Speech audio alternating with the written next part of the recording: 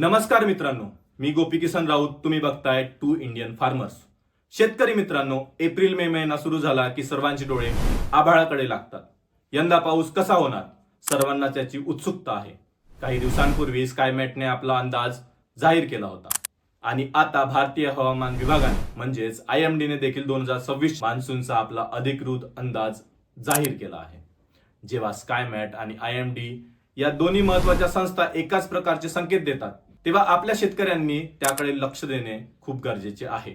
आजच्या व्हिडिओत आपण दोन्ही अंदाज एकत्र करून महाराष्ट्रातील पावसाचे चित्र कसे असेल आणि त्यावर आपली तयारी कशी असावी हे समजून घेणार आहोत. IMD आणि स्कायमेटचा संयुक्त इशारा.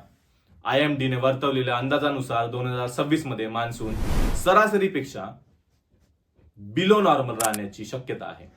दीर्घकालीन सरासरीच्या म्हणजेच LPAच्या तुलनेत हा पाऊस 92% इतका असू शकतो. याचे महत्वाचे मुद्दे: सरासरी पावसाची तूट. देश पातळीवरील पाऊस 92%, 90 ते 95% दरम्यान राहण्याचा अंदाज आहे.